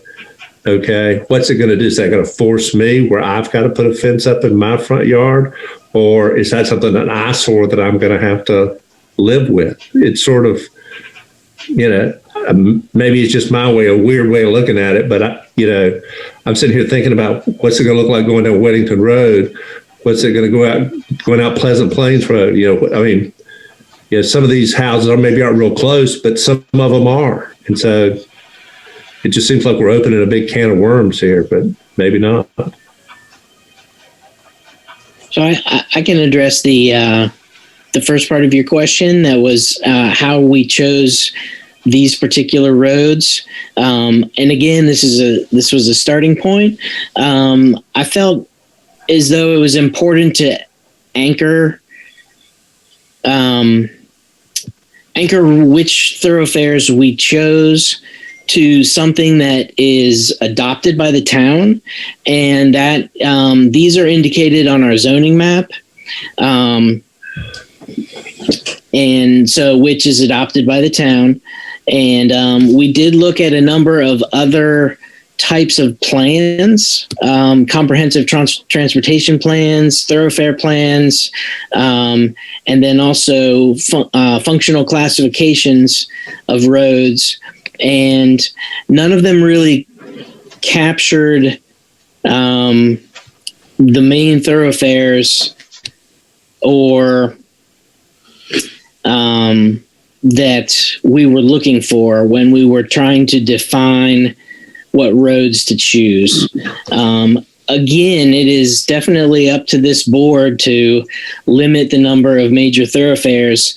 We can just have them listed in the zoning document. I don't see that as a problem going down the road. Maybe Charlie Buckley may think, I'd sort of like to get his thoughts on it as well. It seems like it's almost, I hate these words, but arbitrary and capricious. People could make that argument. You've harmed my property by allowing these people, you've just regulated and say he can put this fence up in front of his house, which impacts and takes away the value of my property. Okay. Or maybe they view it the other way. I don't know. It just seems like we need to have a pretty specific, set of how we're going to say and have a good reason for why we're going to put this kind of regulation in place. I would think, but maybe, I don't know. Is Charlie on? I'd like to hear what he thinks about that. Well, I'm on. Hadn't thought about it before, but I'll tell you, it seems to me that the use of private property by a private property owner still has some validity here. Yeah, well, but the town is intervening here and saying that the town is allowing something. It's up to each individual property owner to do or not to do as he pleases. Okay, well, that's just these are not requirements that they do it. It's just these are authorities if they want to do it. They can do it, as opposed to not being able to do it. Is what you're saying? Correct. Okay. Well, I see that, but I'm just looking at from the other property owners, surrounding property owners, how they may view it. But well, I understand. If this was an HOA, you would be exactly right. But we're not an HOA. Okay. Commissioner McCool. I kind of have a question, kind of questioning everything to do with this. Is there a significant need that's come toward the town multiple times where people are wanting to put fences in their yard, or is this simply a knee-jerk reaction based on one property owner and one specific circumstance? My concern is that we're kind of, changing everything for one specific circumstance when maybe it's not what's best for everything. I don't know who's best to answer that, but that's my concern. Well, Commissioner McCool, for me, I think it comes down to a quality of life issue. Of course, you have you have the option to buy whatever house you want, but I certainly wouldn't want to live on Highway 51 with a small child with no fence in my front yard. I mean, I guess maybe I have a different perspective. Are we kind of encroaching on the free market in a way too? Or, if I have a small child, I'm not going to go out and buy a house on Pineville Matthews Road. I'm going to try and go into a neighborhood. I don't know. Maybe I'm off base and the board doesn't agree with me, but I guess I have some concerns that this is just a knee-jerk reaction to one specific. Can I ask another question about, isn't this something that can be addressed by the Board of Adjustments? Is this not a kind of thing? No, they voted no. So this is basically a reaction to them saying no to someone. Is that what it is? Well, the reason they said no is they have no authority to amend the UDO. Okay. They can't allow something that the ordinance itself won't allow. What they do is allow a variance so that they bend the rule a little bit, such as a setback area or something, but they cannot allow a height that the ordinance itself won't allow. The Board of Adjustment could not find the required hardships dictated by state statute to grant the variance, so it was denied. I don't even think it gets into hardships. A variance just relaxes the regulation. It doesn't allow the Board of Adjustment to amend the regulations to the extent that, we're going to allow a 6-foot fence, even though across the board there is a limit of 4 feet. That would be an outright amendment to the zoning ordinance, which they don't have the authority to do. Okay. Mayor Pro Tem Garner. Rob, maybe you answered this, but which ones of these are determined thoroughfares through NCDOT? I did not answer that question. The NCDOT has a little bit of a different naming convention. So if we went with at the statewide functional classifications, which I believe, if I remember correctly, the naming convention is other principal arterial, not thoroughfare, but has the same effect. It was Pineville, it was Highway 51 and Independence were the only two that were sort of qualified under the state definitions for that was close to what was major thoroughfare. It wasn't exactly there, but it was close. Well, at some point they determined John Street was either a future thoroughfare or a major thoroughfare. I remember that coming up in the John Street discussion.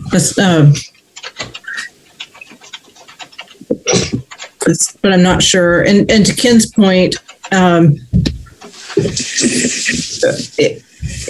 I guess we started talking about this because of one property owner, but I know homeowners who have wanted this in the past. So it's not necessarily just because of one, but because of quality of life. There are other people who this would serve. I think when people are buying homes, we're naturally sort of steeped in trying to understand local government, but most people don't know ins and outs of what you can do with a fence and what you can't. You just think you're buying a home and you can and put up a fence. So this, in part, would sort of ease the heartache of some of our community members, which goes back to Mayor Higdon's quality of life point. Yeah, just to go off that point, that's what I was asking. Has this been a community need? I never want us to make a knee-jerk reaction on one thing, but if there's a significant community need, then obviously, you make a decision based on that. So that's what I was curious about. And it's good insight. And to be clear, the quality of life goes beyond just having children as well. I mean, if I lived in a house on a major thoroughfare, I would want to have some sort of privacy afforded to me. I don't know how many tens of thousands of cars go down, that road every day, one in particular. Are there any other questions from the board or the planning board? And most of the planning board have your cameras off, so you just have to shout if you turn your camera on and ask the question if you've got a question or comment. For anybody else on the Board of Commissioners. Natasha, you got a question? Nope, just showing that I'm here. I have crazy kids in the background, so no one wants to see that. No, I think everyone's making some really great points, and I think there's a lot to consider about, quality of life and those things. So I think that makes a lot of sense to have this discussion around all that. Mr. Foster, you got a comment or question? Yeah, when I first heard about this, and I remember when we had an applicant a few months ago there at the corner of Sardis, I thought, I think that was mainly related to the gentleman's backyard. Now, question for Rob. This doesn't specify backyard or front yard or side yard, does it? No, it does. This specifies front yard setback. So already in the side yard and the rear yard, we permit a 6-foot fence. Okay, so this is specifically for front yards, which right now we only allow a 4-foot fence across the board. Okay, so the applicant there at the corner of Sardis and 51, that was a front yard request? Yes, sir, it was. Their yard is sort of an odd shape. They have a rear alleyway driveway, but the front of their front yard is along 51. Okay. Thanks for the clarification. Any further questions or comments? Jim. Okay. I want to just throw my 2 cents in. Normally I wait for the planning board, but I'm a little concerned. I know we can put a 4-foot fence up. So from a, protection of the pet and the children, I think you can already sort of prevent them from running out in the road. So a 6-foot fence really just adds 2 feet so you get privacy.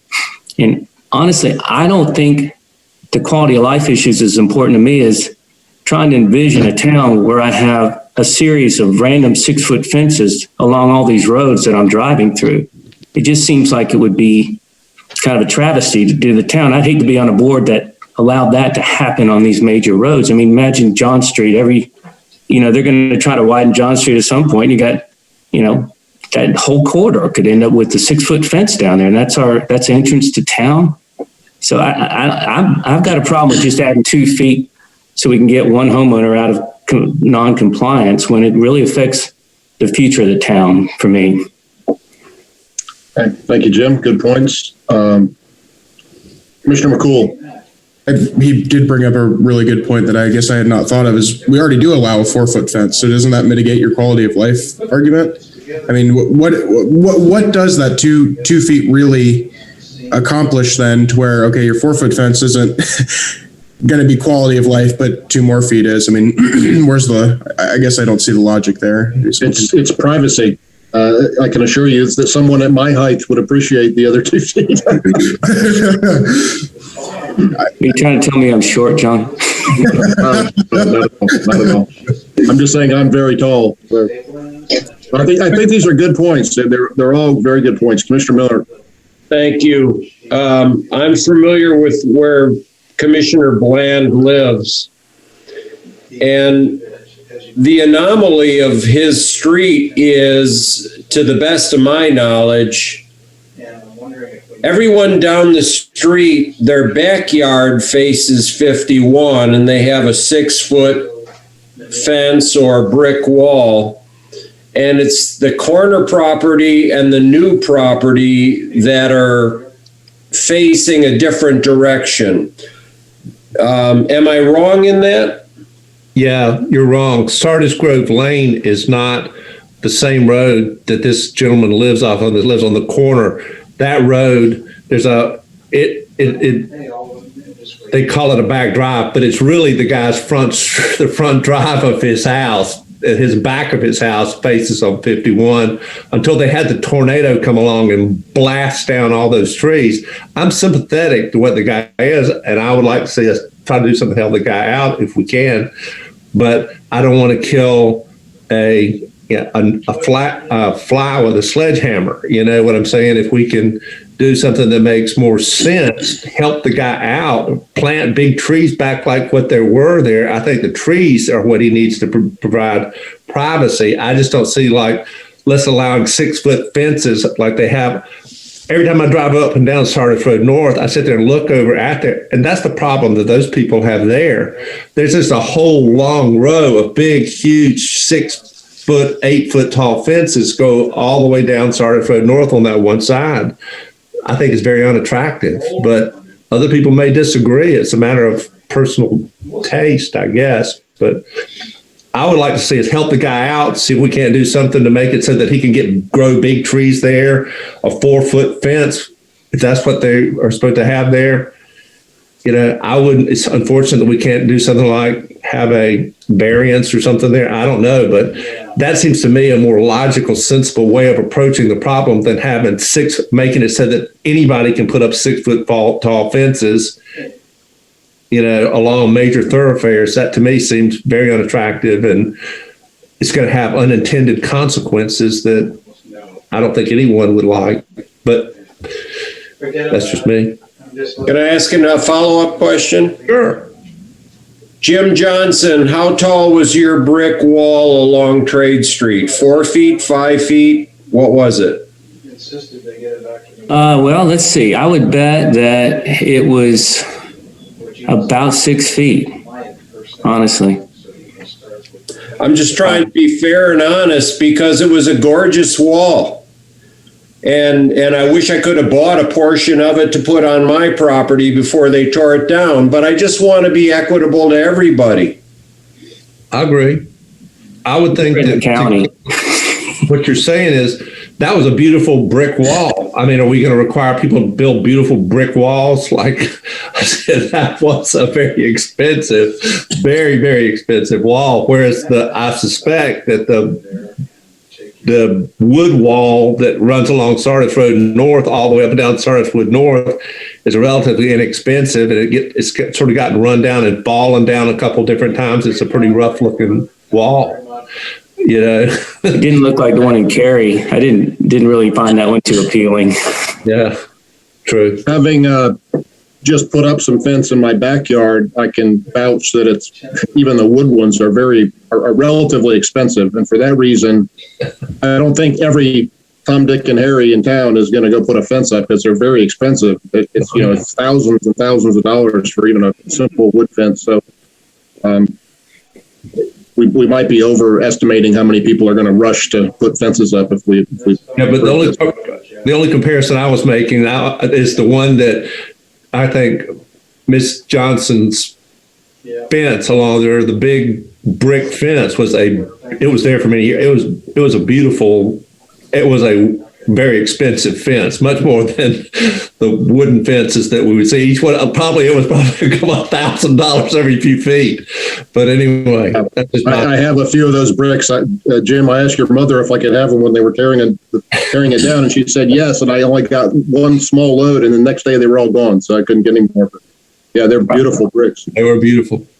Well, the original fence was just a little 4-board wooden fence, and it was there for years. And then I don't know why he did that. He just put that giant brick wall up the whole side of the property. But like I said, we were in the county at the time. Yeah, looked nice. Well, I think we've kind of beat this to death. So, Rob, you've got great information now to go forward and solve this problem, right?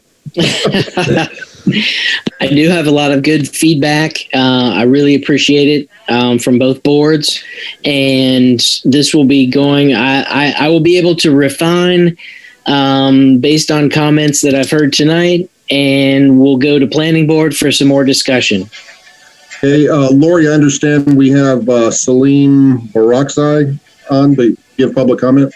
That's correct, Mr. Mayor. Mr. Barakzai, you can unmute yourself and turn your camera on, and then you may give your public comments. This gentleman is the only one who registered for public comment for this item. Hey, good evening, ladies and gentlemen, Mr. Mayor, and thanks for giving me this opportunity. And I had a lot of comments, very useful, and some of them are something that I didn't even thought about. I would just wanted to clarify that whether the fence is 4 foot or 6 foot, if it is hidden by shrubs, does it make a difference? And that's what I really like. So from the proposed amendment, I like the idea that the fence should be obscured with the vegetation, evergreen shrubs. So it's not causing visual intrusion to the passerbys, and it's looking nice and green. So that part is good. I really like it. And really, at the moment, as the ordinance allows us, everyone can have a 4-foot fence. But what the rule is saying, that if you want to increase that 4 foot by 2 feet, make it 6 feet, then you can only do it provided you hide it with evergreen shrubs. And to me, that's a good thought, good idea. Only thing that I'm really concerned about, that I went on Arbor Day website and looked at different kinds of shrubs, evergreen shrubs, and there are different types with different spread, different heights, and there are a couple which have a spread of 3 to 4 feet, and they go like 10 to 15 feet. One of them is American pillar, other is emerald arbor vitae. So I was just thinking that maybe if there is an amendment, it should be more like, okay, if a property owner wants to increase the height from 4 to 6 feet, it should be obscured by evergreen shrubs. And both of these things should be outside the right of way. But the setback should be, the property owner can decide what kind of shrubs he's going to put in, and according to their requirement, he can decide the setback of the fence. That's my point, ladies and gentlemen. That 15 feet just seems too much. If I have to give up 15 feet in the front and 15 feet on the side, my yard is gone, really. It's gone. So maybe a homeowner, depending upon what kind of shrubs they are, maybe they can adjust. And from the town of Matthews' point of view, none of that, neither the fence nor the shrub, should encroach on the right of way. That's my point. And I believe me, 4 feet to 6 feet makes a big difference. After this thing is started, I've already planted evergreen trees. Before this legislation came in, on my own bill, that if I ever have to reduce the fence height to 4 feet, at least I will have some security. But 2 feet to me make a big difference. And if it is hidden by evergreen shrubs, it doesn't really matter. You're not going to see that fence. And that should be a condition, to my mind. So the town, it does not give a bad appearance or anything. It's covered with greenery. Thank you very much, and I appreciate you guys. I thank you to the planning department for keeping up with it and staying on the schedule. Thank you to Mr. Camp and Mr. Well and all of you, ladies and gentlemen. I appreciate it very much. Thank you. Thank you, Mr. Baraksai. I'll remind the public has 24 hours to submit comments by email at matthews@matthewsnc.gov. Again, that's matthews@matthewsnc.gov, or by phone at 704-708-1222. All right, this application will be heard by the planning board on May 25th, then come back to this board on June 14th for decision. So good luck, planning board. This is a lot of good debate here, and I think there were excellent points made on all sides, so thank you. I'll now entertain a motion to reconvene our regular meeting. I'll make that motion. Second. Okay, we have a motion from Commissioner Miller, a second from Commissioner Bland. We'll take a roll call vote. Commissioner Bland? Yes. Commissioner Urban? Yes. Mayor Pro Tem Garner? Yes. Commissioner Whitley? Yes. Commissioner McCool? Yes. Commissioner Miller? Yes. I vote yes as well. That passes unanimously. We're now back in regular meeting time. So we'll go to agenda item number 14, planning and development business. Receive a report from the planning board from the planning board chair, Mr. Foster. Good evening, Mr. Mayor, Board of Commissioners, and Planning Board. I have the Planning Board report from our meeting of April 27th, 2021. We have two items tonight for town board action. Item number 1, the zoning application 2020-725, More Goodwin Custom Homes, change in zoning from R20 to RVS.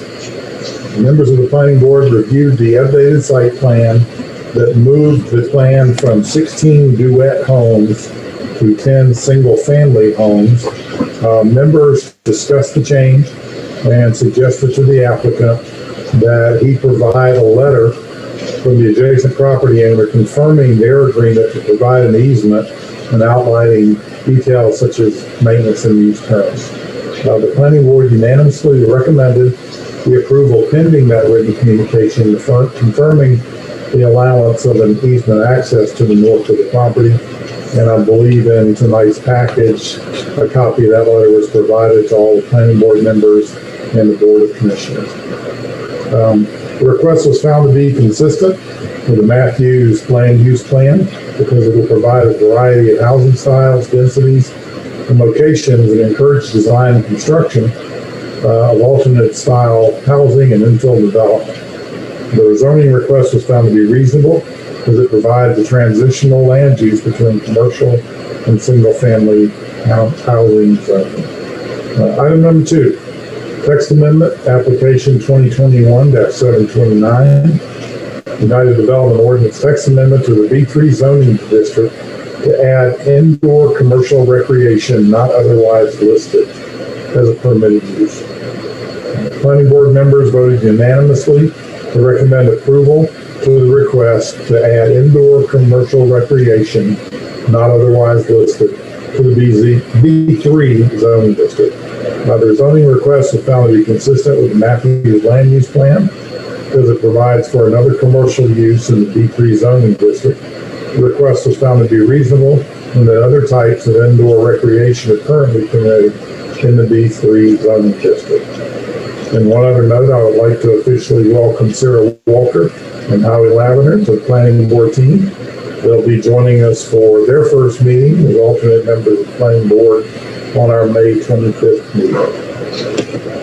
Any questions? I'm not seeing any questions, so thank you. And Howie, you're certainly a familiar face with various boards in Matthews, and welcome Sarah as well. I've often said that this is one of our most important advisory boards, and it takes a lot of work, so we really appreciate your willingness to step forward and jump into the skillet and help us give us some good advice on some of these zoning applications. We'll move on with our business tonight. The first is zoning application 2020-725 More to change the zoning classification from R20 to RVS on that certain property designated as 2132 Pleasant Plains Road and further being designated as tax parcel 227-17309. Mr. Will. Thank you, Mr. Mayor. As Mr. Foster mentioned, this was to the planning board at their last meeting, and the applicant proposes to change the zoning from a property from R20 to RVS for the purpose of constructing 10 single-family homes. Some of the comments that were raised at the public hearing was was concern over the easement agreement for the entrance not being in place. Original density was a concern, and some mature trees were going to be removed, and there was a question over whether or not those could be saved. In response to these comments, the applicant has submitted a revised site plan showing a decrease in density from 16 to 10 units, revised elevations and floor plans with a new site layout that includes more tree save in the rear of the existing parcel. Planning Board unanimously recommended approval to the Board of Commissioners pending written communication confirming that the allowance of an access easement to the north of the property. This communication has been received and is attached to your packet. Also, on Friday, I received a more formal draft easement between the two properties. So that is still moving forward. Land use plan designation does not specifically make a recommendation for this site. However, it considers well-designed infill development such as RVS where appropriate and compatible with existing development. At this time, staff is recommending deferral of the zoning application because we just received conditional notes for the site plan, and at the time of this writing of this memo, they had not been submitted and reviewed in a timely manner. The revised site plan has not changed, and the elevations have not changed. But, and I do have a copy of the updated conditional notes, but we felt those were important to review and before making a decision. But it is up to the board at this time if you want to move forward with this decision on this rezoning application. Commissioner Miller. Thank you. The agreement for the easement and shared access has been submitted and documented by the tennis, whatever their term is, by the tennis club, correct? They have, yes, there is a draft easement that it is not signed and executed, but it is a draft easement between the two parties. But because this is still in the preliminary stages, and elevations need to be approved and voted on, and how many homes are going to be put in. That was a stickler before. It shouldn't be a stickler any longer, correct? Yes, sir, that is correct. So is a deferral still needed, or should we consider a vote? What's your opinion on that? Well, I have had a chance to review the conditional notes, and they do seem to be in order. Again, as I mentioned before, the site plan and the elevations have not changed. My personal view is that I think it's appropriate to move forward with a vote. At the time I had to put together the memo for the board, we did not have appropriate information at the time. I guess part of my point is the site plan, I think, has changed in that it used to be eight duets, give or take, and now it's 10 single family. They got through the hurdle of a shared entry with the tennis club, assuming that these homeowners become members of the tennis club, which would give them a good amenity benefit. I haven't seen new elevations. I just don't think that a deferral is needed at this stature, but I could be wrong on that. Jane, would you like to comment on a proposed deferral or not? Yeah, I think Rob summarized it fairly well. Both of us, well, individually at least, have reviewed the conditional notes. They've added the elevations to the site plan package. The notes they're very, very similar. I think Mr. Godwin probably pulled those from some recent rezoning approvals. They look very similar to some things the board's approved recently. So they seem appropriate to me. It gives us good guidance in the future. For instance, if elevations need to be modified, it sets out the process that the applicant can make minor modifications to the home elevations. I'm sorry. So to answer your question, for us, they've satisfied what they need to do. If the board wants to take a vote on it this evening, I don't see any cause to wait, but it's the board's pleasure. Okay. Are there any other questions, comments, or motions? I have a question. At the last meeting when we discussed this, I asked the applicant to get further feedback from the neighbors since the layout was changed completely. Do we have new community input on this project or anything? All right, so I have a couple different emails with the Nance. They are the properties. Jake, can you pull that site plan back up again?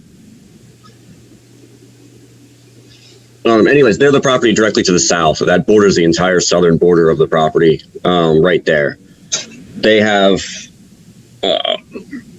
their only concern was just that we provide some sort of green screenage with trees and such, and I assured them that their desire to have a screenage there basically would be shared by us as well, because obviously people who buy units 1, 7, 8, 9, and 10, just as much as they don't want to see the back of our houses, those people aren't going to want to see the back of their houses either. So, yes, there is email communication, and we did get their blessing in an email saying, great to know that we're all on the same page and that you share the same concerns that we share.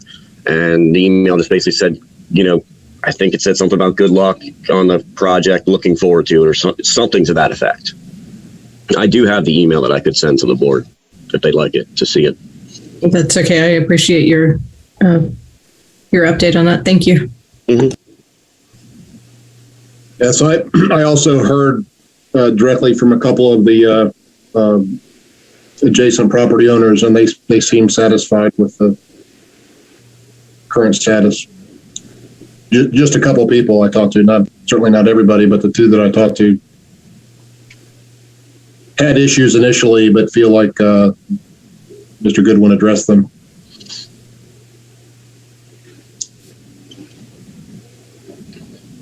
Ken, are there any other? Commissioner Miller.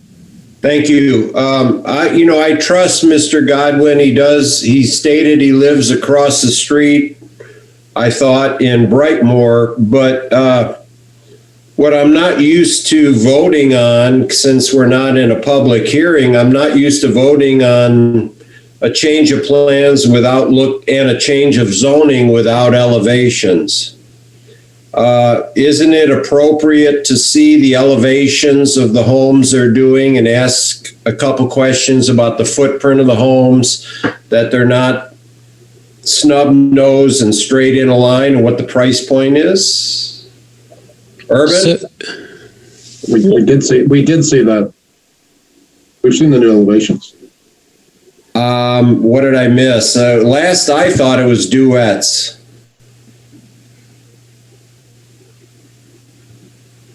No, I submitted everything prior to the meeting 2 weeks ago, the zoning meeting, I believe.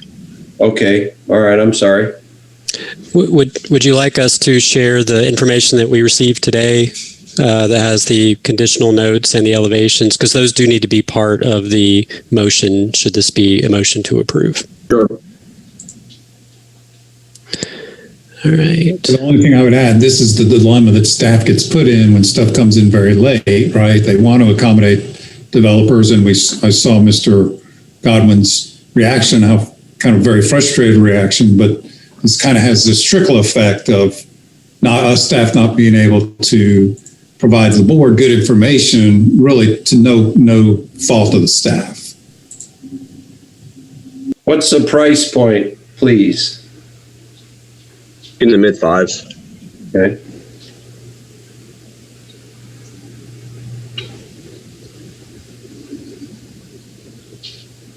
You remember these, Jeff? They all had very patriotic names. Like to change the Jefferson, Jeffrey Miller. We can do it. No. For the mid-5s, we can make that happen, Jeff. Oh, yeah. So I would like to point out note 7C that does send this back to the Board of Commissioners if there are additional elevations proposed. Sorry, moving things around. Right. Let me zoom in a little bit.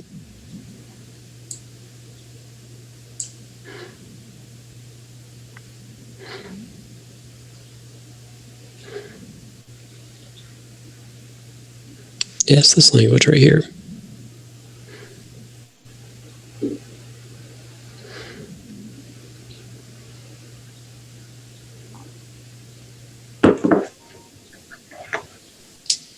And Rob, how many houses are allowed on this by right? Just as a reminder. Oh, goodness. Well, in R20, I think we calculated it out to be 6. Maybe less because you'd have to put in because of the road infrastructure.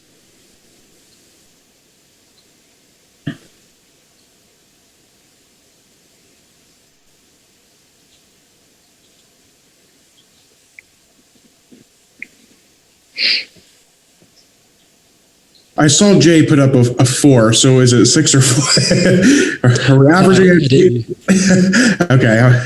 Oh, did I? I didn't. I did. And I put up. Oh, okay. Mayor does. I thought it was 4. Okay. I don't know. I'm certainly bow to the experts here. I don't know. I thought it was about 4. without someone doing a layout, it's really hard to say. Yeah, it could be 4 to 6. Between 4 and 6. Mm-hmm. Between 4 and 6. That's a healthy guess.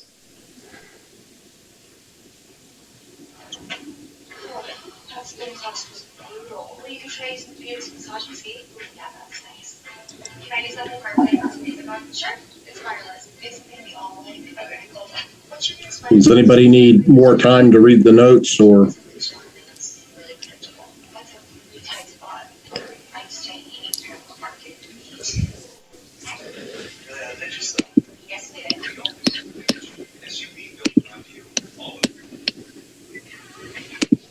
I guess I'm still struggling with this number of, it could be 6 and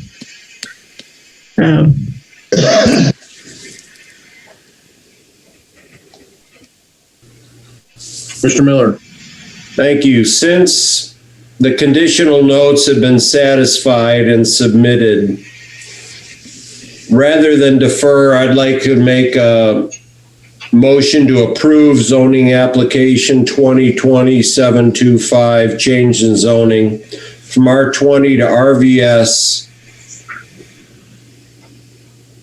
and that it's consistent because a rezoning with the land use plan will provide an infill residential development at a moderately higher density in the surrounding area, and that it's reasonable in that the rezoning will provide new housing opportunities within the town of Matthews.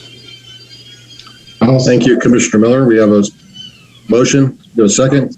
I'll second it. Okay, second from Commissioner Whitley. Is there any further discussion before we call for the vote? Okay, we'll vote. Commissioner Bland. Yes. Commissioner Urban. No. Mayor Pro Tem Garner.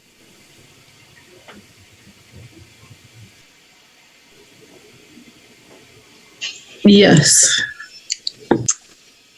Commissioner Whitley. Yes. Commissioner McCool. No. Commissioner Miller. Yes. And I vote yes. So that passes 5-2 with Commissioners McCool and Urban in opposition. Thank you. All right. Thank you. Well, just to clarify, Commissioner Miller, you referenced those new notes that we shared with you as part of your motion, correct? Correct. Is that sufficient, Charlie? Yes, but all the conditions through this evening's meeting. And that's basically That's what I second too. Thank you. Okay. Move on to the next item. 14B, zoning application 2021-729 to amend the UDO to add the permitted use indoor commercial recreation not otherwise listed in the B3 zoning district. Mr. Will, you're up again, sir. All right. Thank you once again, Mr. Mayor. Again, a little brief background. Inner Peaks is the applicant. They are a climbing gym located at 10715 Independence Point Parkway. And they fall under the category indoor commercial recreation not otherwise listed in the table of permitted uses. Currently, they're zoned B1 SCD, but as a part of their future plans, they will request a rezoning to B3 in order to increase the height of a portion of their building for a taller climbing experience. The proposed text amendment would only impact the B3 zoning district. And at the planning board unanimously recommended approval of the zoning motion 2021-729 amendment to the B3 zoning district to add indoor commercial recreation not otherwise listed as a permitted use to this board. Comments raised at the public hearing was a concern of a proposed height in B3 without other proper controls. In response to these comments, the applicant is willing to adjust their request, if necessary, to add indoor commercial recreation not otherwise listed as permitted with conditions that the site plan be reviewed by the Board of Commissioners. At this time, staff recommends approval of the text amendment as submitted. We also have the applicant here for any questions, but I'd be happy to take any questions that you may have at this time. Do you have any questions or motions?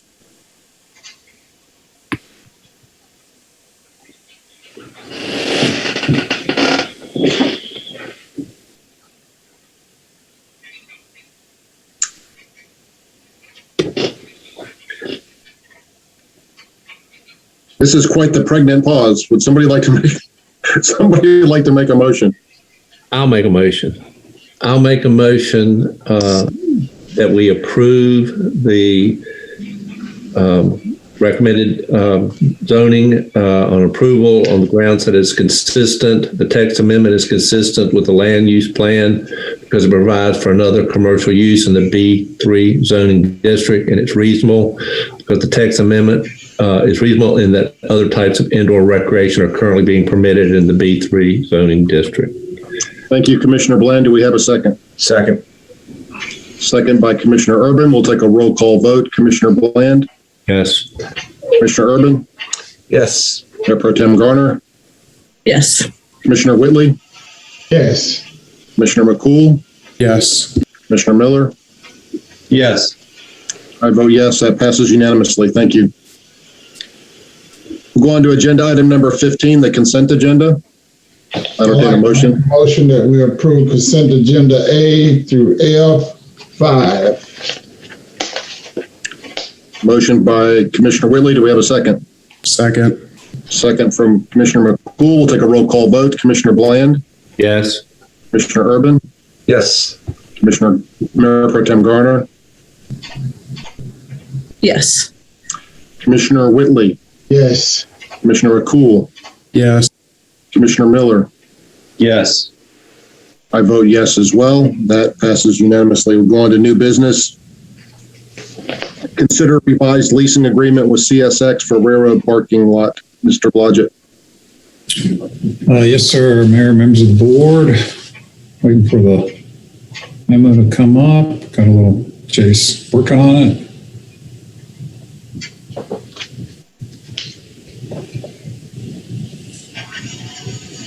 So the town of Matthews has had a lease agreement for the railroad parking lot with CSX since '89. The annual charge has been $100 since that time. The lease clearly grants CSX the authority to periodically adjust the rate. However, they've never done, they've got to give us a 60-day notice. They've never done it. The lease also includes a provision that says any improvements that the town makes to the property, and we've made some, by the way, including sidewalk paving or other improvements, are subject to additional rent equivalent to 1/8 of the cost of the improvements. Neither of these provisions have ever been enforced or executed by CSX. Back in February, we got a letter saying they wanted to charge us $13,900 a year. I sent back a letter questioning that increase. What was the rationale? On the 28th of this month, or last month of April, they sent us a revised request proposing a $650 annual rent and including a 3% annual escalator. For background, I've included all three of those letters. I talked to the CSX representative. He said that recently CSX has been reviewing leases within their system. He said there's thousands of them. He said they've been particularly focusing on high value areas like Matthews. The size of the lot is about 1.2 acres. He acknowledged that they don't want to see the town just simply walk away. But he said that the 650 would basically cover in-house costs for invoicing and managing the lease agreement. Obviously, from a fiscal impact, it would go from $100 a year to $650 a year. I think the downtown parking lot is it's very pretty. I think we've done a great job improving it. And it contributes to a vibrant downtown. So we are recommending approval of this increase and then authorize the manager to negotiate with CSX to be $650 a year plus a 3% annual escalator. Let me just say that I would love to get a part-time job with CSX if they require $650 to send a letter out once a year. I'd like to have that job for $650, but I don't think this is a big profit center for CSX by charging rent to towns for places like this. But in all honesty, we've had it for a bargain for many, many years, and $650 is not totally unreasonable. So I would be in favor of this if anybody would like to make a motion. I'll make that motion, Mayor, if you'll let me. Sure. I'll make a motion to authorize the town manager to negotiate a contract with CSX that will increase the annual amount paid to $650 per year and include a 3% annual escalator. Okay, do we have a second? Second. Motion made by Commissioner Miller, second by Commissioner McCool. Take a roll call vote. Commissioner Bland? Yes. Commissioner Urban? Yes. Mayor Pro Tem Garner? Yes. Commissioner Whitley? Yes. Commissioner McCool? Yes. Commissioner Miller? Yes. And I give a begrudgingly yes as well, so that passes unanimously. Thank you. We'll go on to the mayor's report. First of all, I would like to report that I'm not terribly sunburned and my skin really isn't pink. I have a new light on my laptop that makes me look bright red for some reason. I don't know why. See if we can get that adjusted by next week. I have a very short report. I want to remind everybody when Debbie Foster came on and was talking about milkweed plants. I spent a couple hours this past weekend working with Will and Martha Kraus at the pollinator garden at the entrance of Country Place.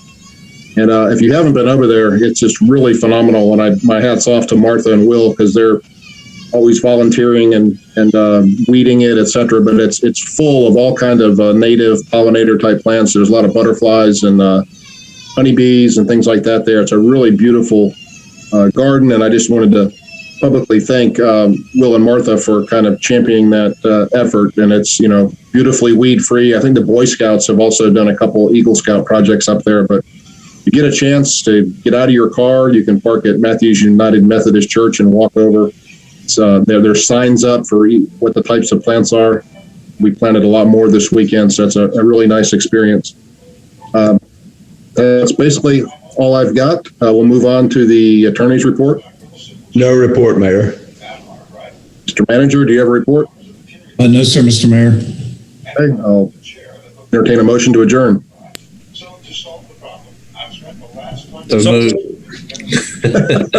Motion by Commissioner Bland, second by Commissioner Urban. We'll take a roll call vote. Commissioner Bland? Yes. Commissioner Urban? Yes. Mayor Pro Tem Garner? Yes. Commissioner Whitley? Yes, sir. Commissioner McCool? Yes. Commissioner Miller? Yes, sir. I vote yes as well. Let me go put some sunscreen on, and I'll see you next time. Thanks. Good night. Good night.